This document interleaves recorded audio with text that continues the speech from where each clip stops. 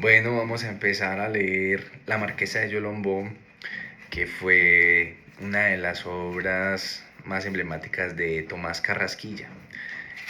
Vamos a empezar por el prólogo y yo voy haciendo unos comentarios para amenizar un poquito esto, ¿no? A guisa de prólogo, el Yolombó actual es caso peregrino de resurrección. Helo ahí desenvolviéndose por lo pecuario, por lo agrícola y lo minero. Helo ahí con su cabecera de traza y aires urbanos, con buenas construcciones, con palacio municipal de minerales y estilo arquitectónicos, con planta eléctrica y tubería de hierro, con gota de leche. Bueno, gota de leche era un lugar donde los niños que no tenían mamá, algunas mamás brindaban, pues había como un banco de leche para esos niños. Teatro y hospital, helo con prensa, con gente laboradoras y enérgicas, con ediles estudiosos y progresistas, helo ante una perspectiva de prosperidades más o menos cercanas, más o menos seguras. Pues ahí donde lo veis era 50 años atrás una región medio desierta, que son para un territorio tan extenso uno que otro fundo tal cual aurífero, en reducida escala dispersos y alejados unos de otros. Lo que era la población daba grima. Entonces, de este Yolombó que está tan próspero en ese momento es el Yolombó de 1926, que es donde se escribe la obra de la Marquesa de Yolombó, que precisamente este año estamos cumpliendo 100 años de tener esta obra. Entonces, 50 años atrás daba grima, daba lástima. Dos o tres casas desvencijadas y roñosas, dos o tres sostenidas por puntales, ruinas y asientos cubiertos de rastrojo y habitados por murciélagos, barracas improvisadas con escombros y hojarasca, en un tinglado de cuyo techo colgaban dos campanas se decía misa. Si había cura, pues este llegó a faltar en ocasiones. Los restos de altares, las imágenes, los ornamentos y demás enseres rituales se guardaban por ahí en cualquier parte, lo mismo que una custodia de diseño ingenuo y bronca hechura, pero de oro macizo y cerco de esmeraldas. Con decir que Yolombó era en ese entonces fracción insignificante de un municipio de quinto orden, eran dichos su inopia y acabamiento por aquel tiempo. Tamaña desolación tenía detalles dolorosos al par que pintorescos.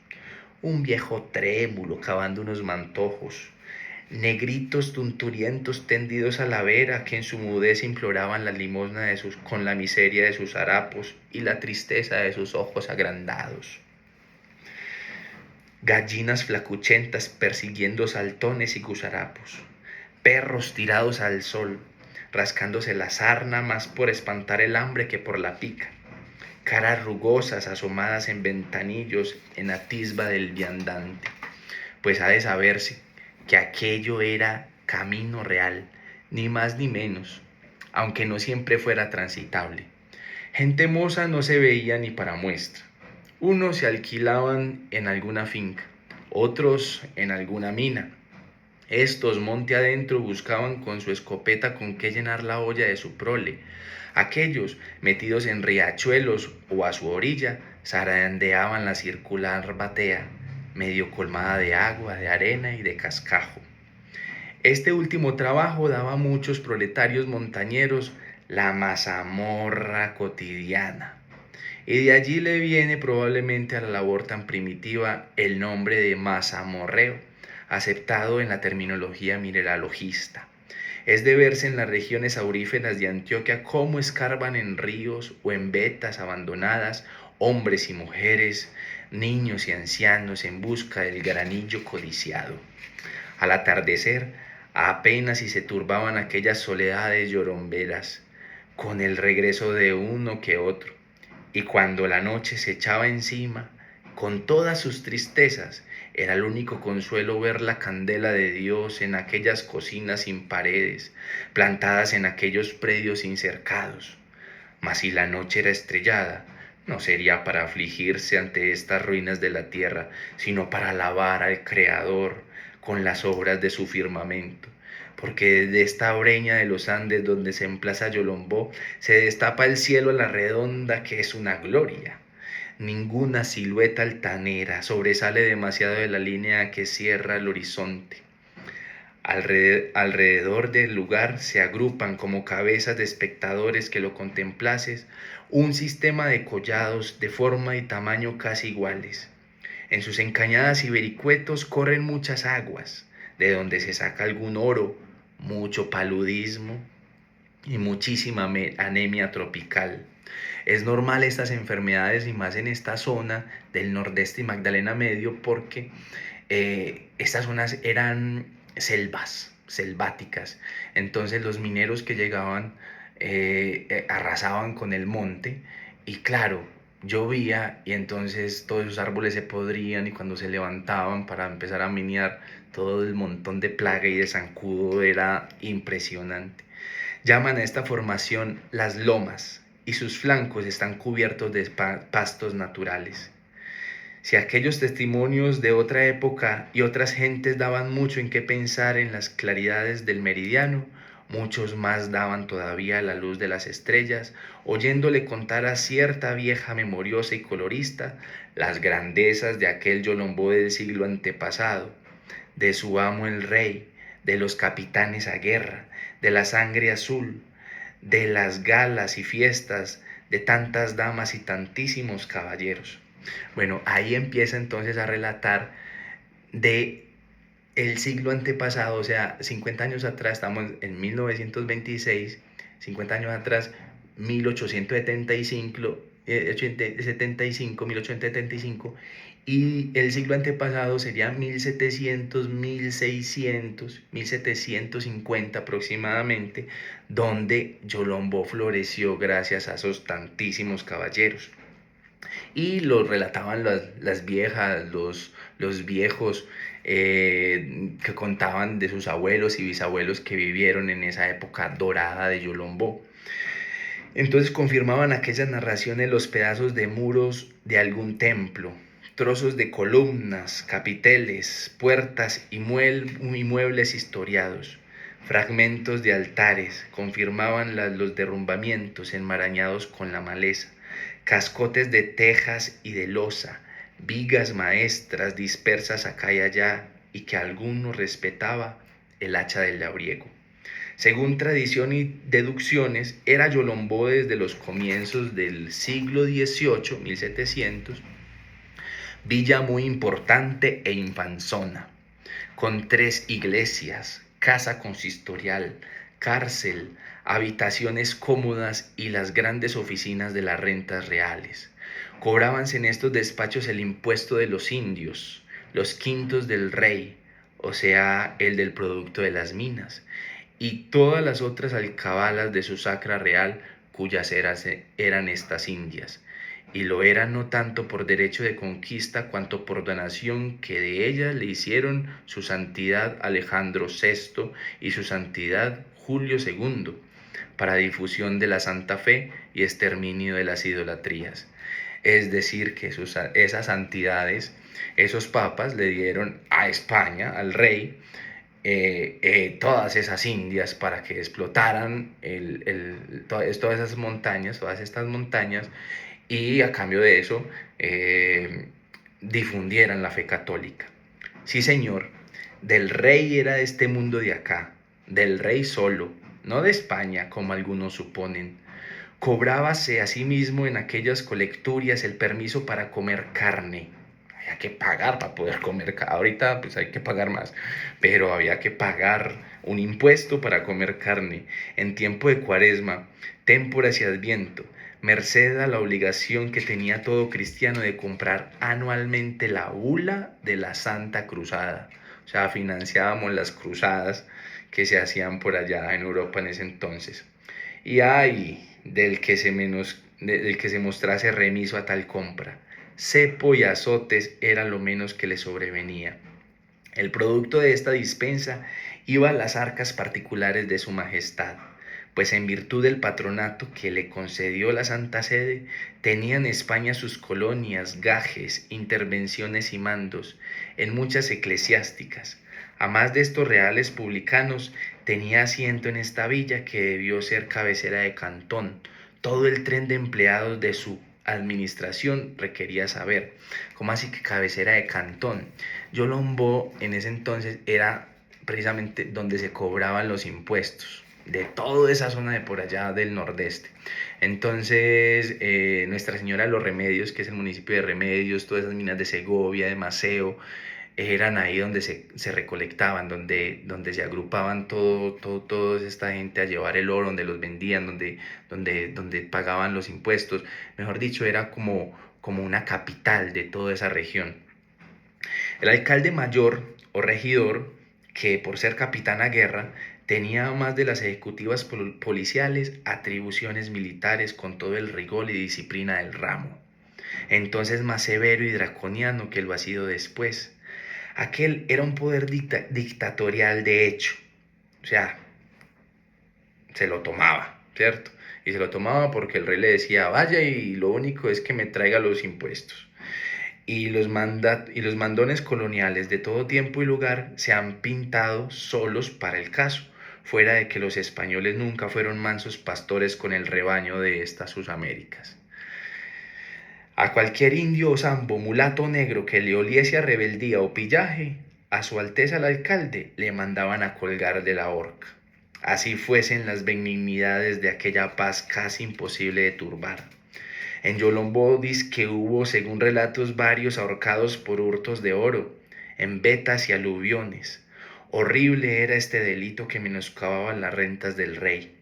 Había también el escribano letrado que anotaba y redactaba los magnos autos que interpretaban la enredada jurisprudencia española de aquel tiempo, además de las leyes que su majestad y el Consejo de Indias fueron expidiendo para estas colonias.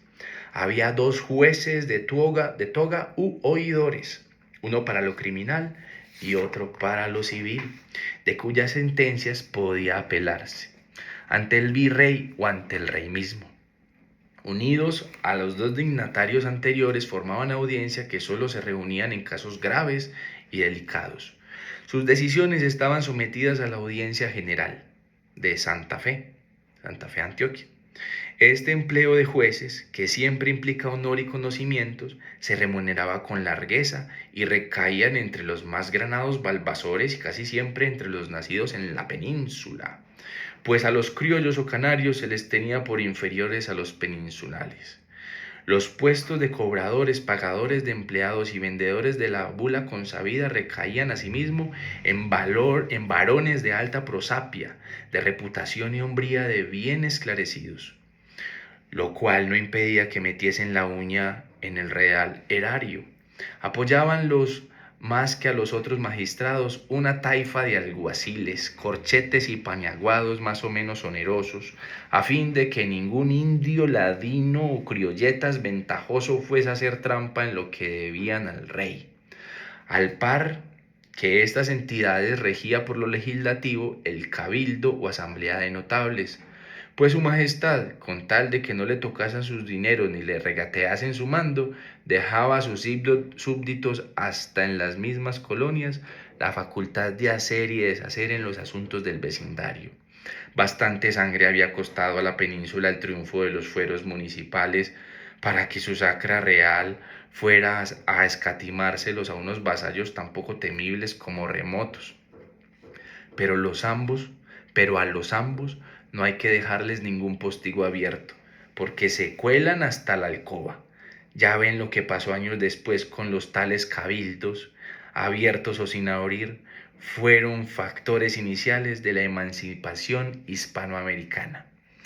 Sí, ahí estaba hablando de toda la revolución de los comuneros, de las guerras de independencia, de todo lo que sucedió pues en Colombia en los tiempos de la emancipación de España, eh, de cómo se manejaban los impuestos y cómo era como los estatus que tenían ellos en su forma de gobernar estas Indias, que así les llamaban.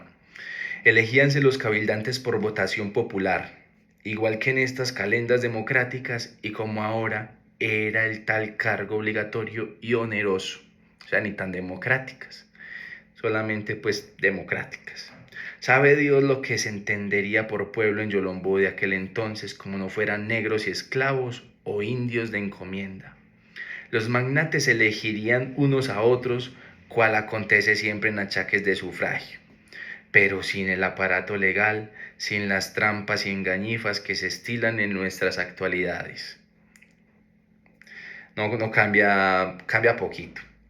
En cuanto al clero de aquella época, y muy especialmente el de Yolombó, habría bien poco que encomiar. O sea, la iglesia, van a hablar de la iglesia. Si no miente la historia y la aconseja, los sacerdotes apostólicos y heroicos de que se ocupan los historiadores son contados.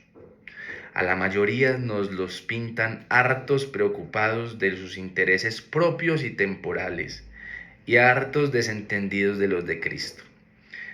La cura de almas no se cifraba tanto en el precepto y en el ejemplo, cuanto en el obligar a los indios mediante cárcel y azotes a cumplir con los preceptos de la misa dominical, la comunión por Pascua y el pago de diezmos y primicias.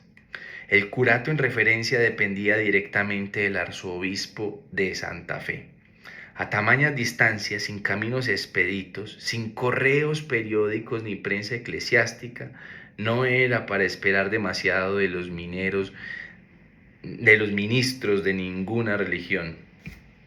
Según fama, los 2 o 3 sacerdotes que ejercían en Yolombó no daban el precepto ni mucho menos el ejemplo, como los perros mudos del Evangelio, obraban según la voluntad de los magnates, utilizándoles y autorizándoles sus abusos y despreocupaciones.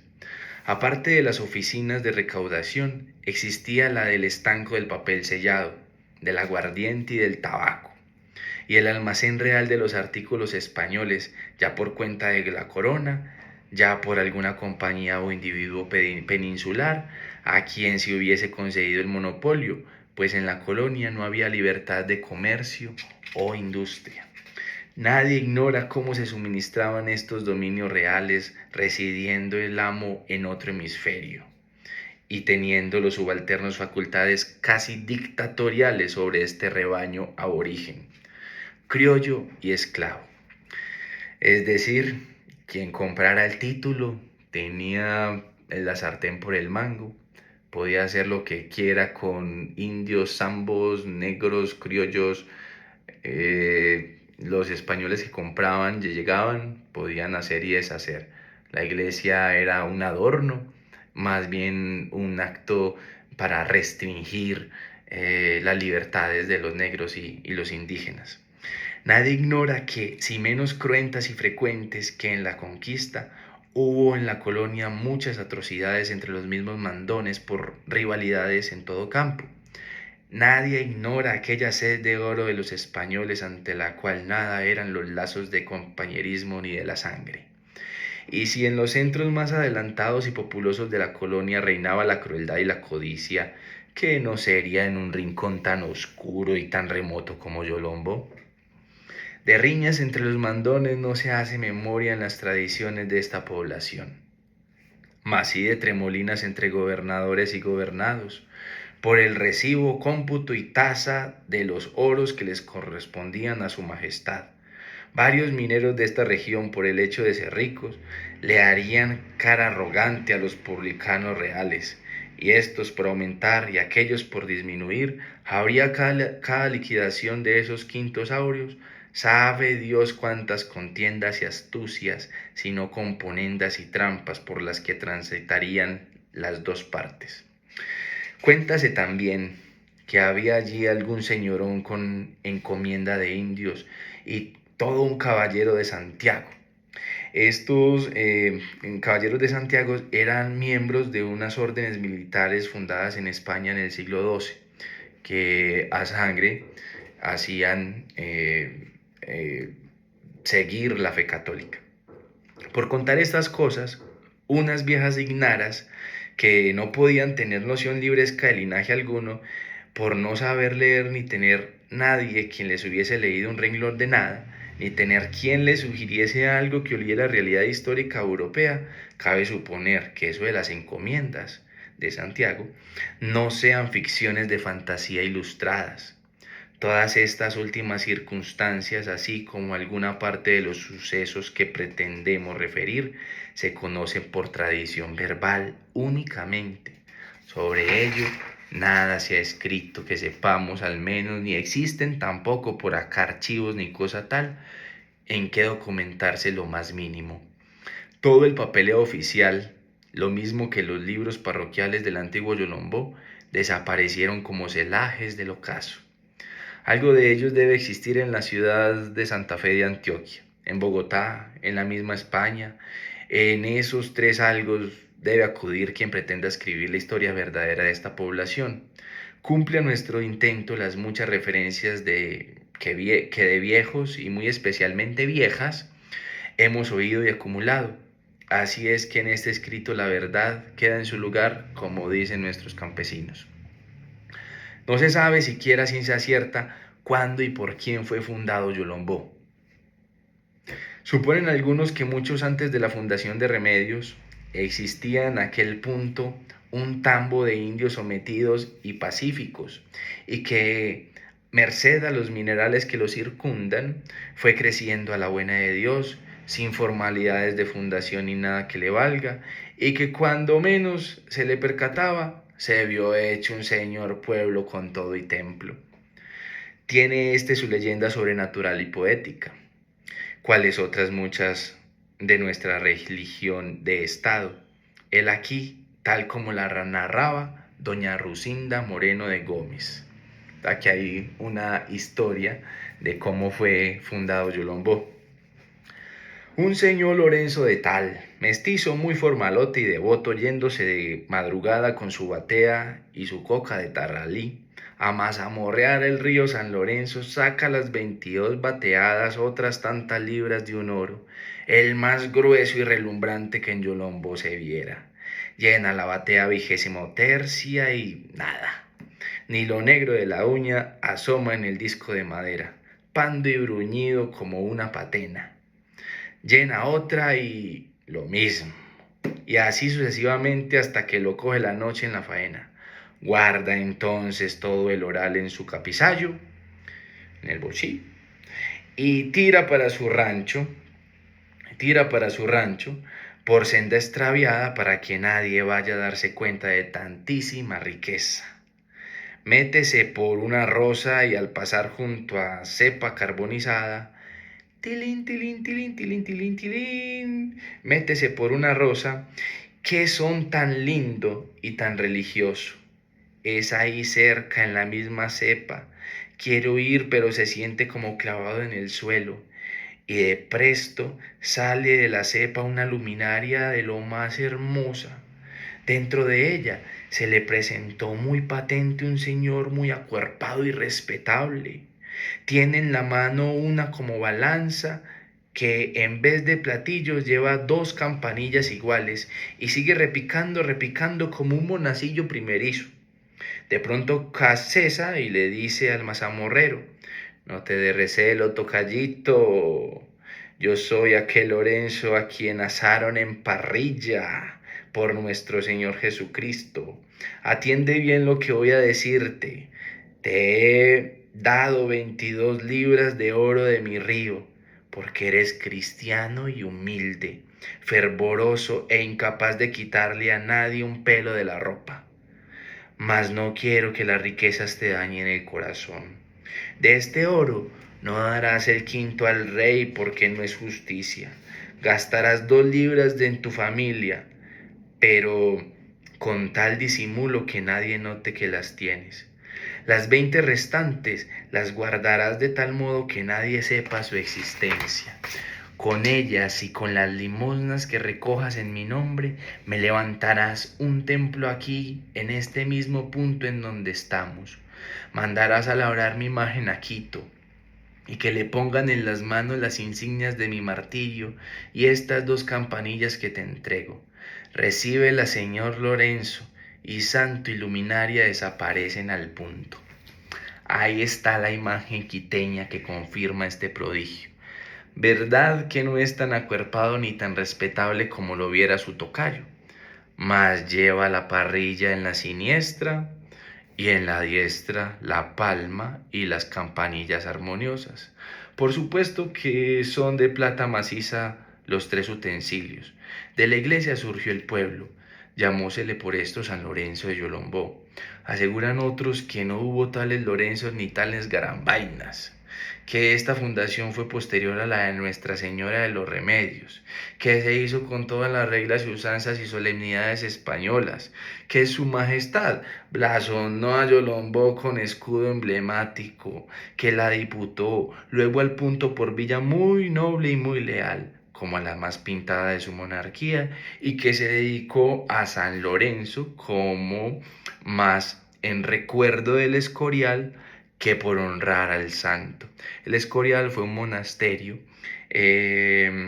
español fundado por Felipe II en 1563 y también en memoria de San Lorenzo, que en verdad lo asaron.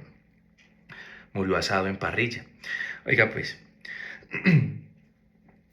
sea lo que fuere, no cabe duda de que por ser región muy rica en minerales, a ella cayeron los chapetones como gallinazos a la carroña. Desde el siglo XVI debió ser Yolombó lugar de cita de mineros y vivanderos, a más de punto obligado de tránsito entre Remedios y el centro de la provincia, Santa Fe, Antioquia. De aquí el que fuese, desde sus comienzos, población de relativa importancia. Sabido es que la quimera áurea, más que las guerras y el yugo de los Austrias, despobló la península en el siglo XVII. Por esa época, según la tradición, vinieron a Yolombó esas tandas hidalgas de caballeros y olanos, de morenos y gonzález, de jaramillos y romeros, de ceballos y obregones, de layos y vieiras, de viecos y de montoyas, con su cola de aventureros, galeotes y demonios coronados. A varios de ellos les cumplió la quimera sus promesas, lejos de tornar a su España con el riñón bien cubierto, cual lo hizo doña Ana de Castrillón, cuyo nombre lleva uno de los riachuelos más auríferos de este municipio. Sentaron en Yolombó sus reales, y hoy uno, mañana dos, le fueron agregando otros varios más o menos principales, hasta formar un núcleo de mucho fuste y muchas campanillas. Y como según cuentan, había en esa agrupación andaluces y levantinos, y como nunca fueron casas de ejercicios loyolescos las poblaciones mineras, hubo en aquel rincón de estas montañas rumbo y francachela, disipación y diabluras. Fondas para disipar tanto campesino y montañero efervescente, ¿no? Los morenos, que eran de origen sevillano, fueron desde el comienzo los más alborotados y garladores. De sus tacos, inverecundias y dicharachos cuentan horrores, sin que tampoco fueran ningunos santos eremitas los demás chapetones y criollos que ahí acampaban en sus respectos.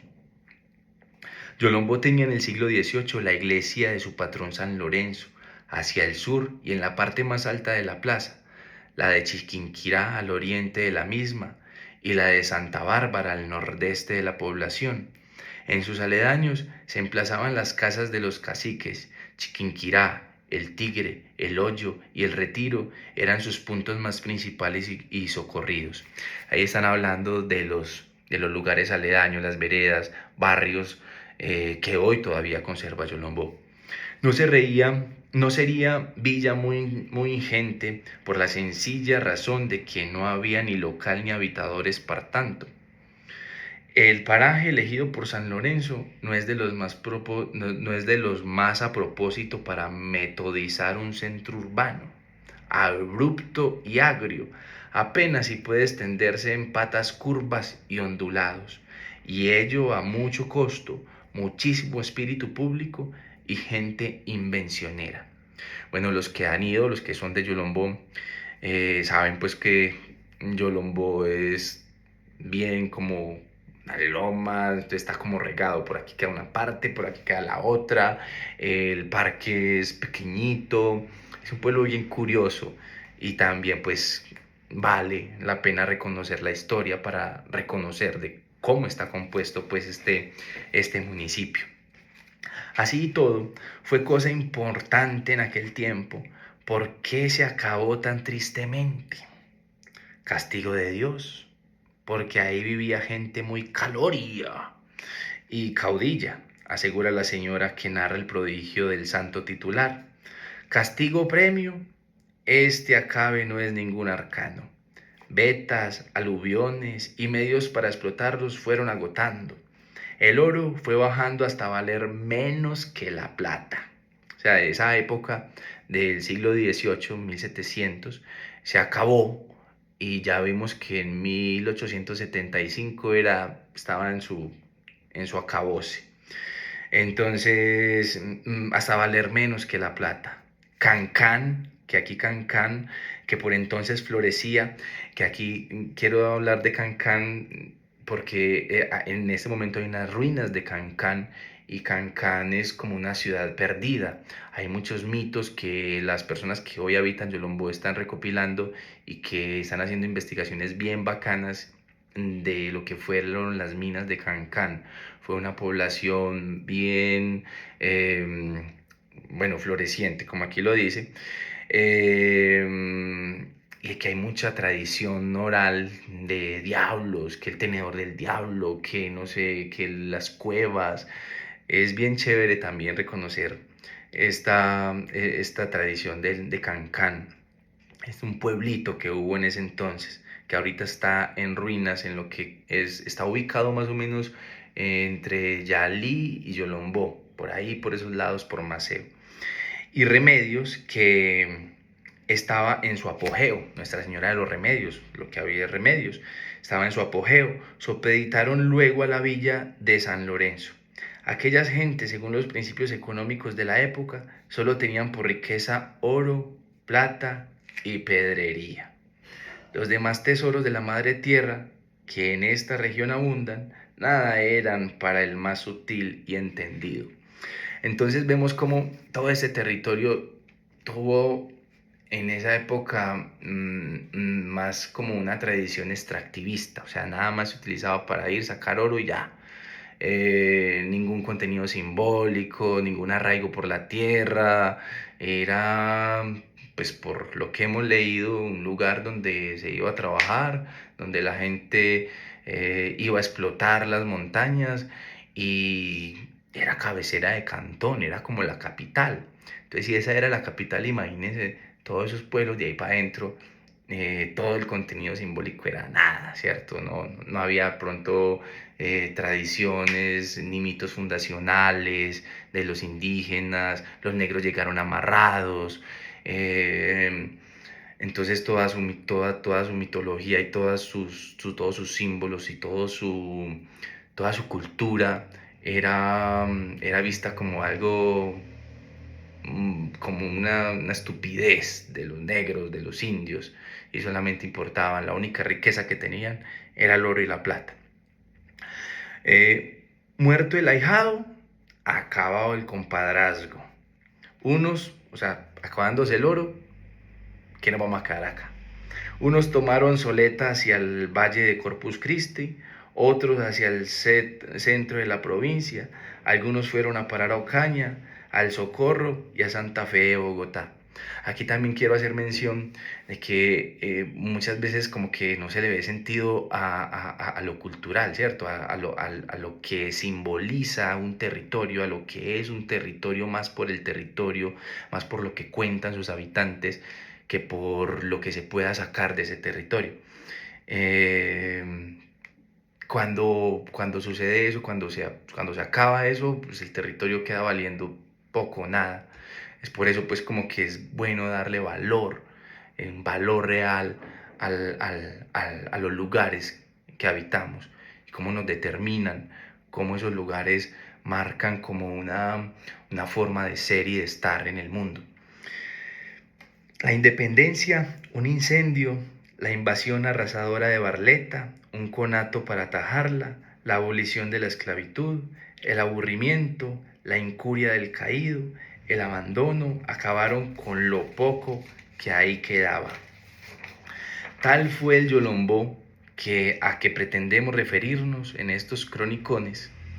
Serán ellos una novela o cosa así, y aunque tengan personajes que existieron con el mismo nombre que aquí llevan, y los hayamos ajustado al carácter y hechos que les dan la leyenda y la tradición, no es esta en ningún concepto más que una conjetura sobre esa época y sus gentes. Es decir, Carrasquilla se fue para Yolombó, empezó a buscar en los archivos, a hablar con gente, con viejitas, y empezó a mirar cuál era la historia de ese territorio por allá en 1700, de cómo empezó a florecer, de cómo se acabó. Pero él hace pues como una salvedad y dice, pues esto es lo que yo pude investigar, no es la historia bien juntilla, no es lo que pasó, son conjeturas que yo hago de lo que yo creo que fue por las historias que me contaron y por los archivos que encontré. Advierto que a una señora le cambia el nombre y a cierto sacerdote no solo le cambio el apellido, sino que lo hago figurar 10 años antes de su tiempo. Y a un malagueño lo convierto en zaragozano. Su índole es aragonesa y según contaba su nieto, mi bisabuelo vivió mucho en Aragón, de donde partió para estas Indias. Decir que el bisabuelo de Carrasquilla fue aragonés y lo hace figurar en esta novela. De manera ficticia, claro, o sea, ficcionando ciertas partes.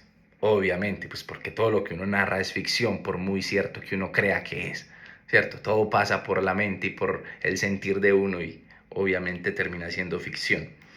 A la criolla de su mujer, o sea, la bisabuela, la habilito de española por descender de andaluces y por justificarle el mote de la sevillana, con que la apellidaban por su desenfado y regocijo.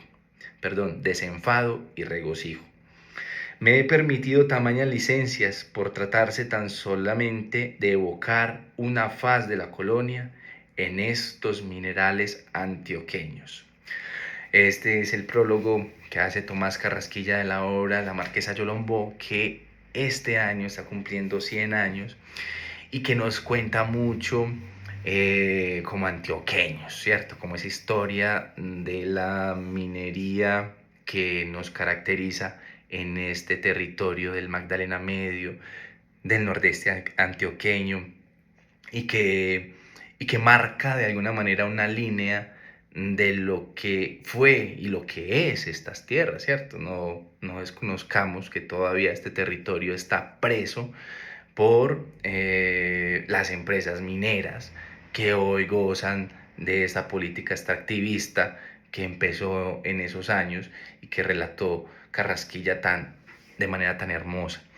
Entonces, pues si quieren que sigamos leyendo esta obra, pues comenten, digan algo, sí, sigamos escribiendo, sigan leyendo la obra, esta apenas es el prólogo.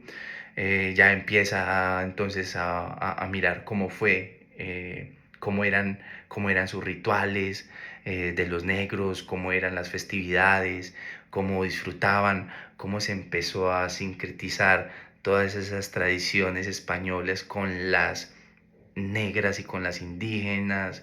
Mejor dicho, es una novela que vale la pena leer para conocer parte de nuestra historia, para reconocer nuestras raíces, para reconocer lo que somos y a partir de ahí pues entender el territorio que pisamos y habitamos. La buena.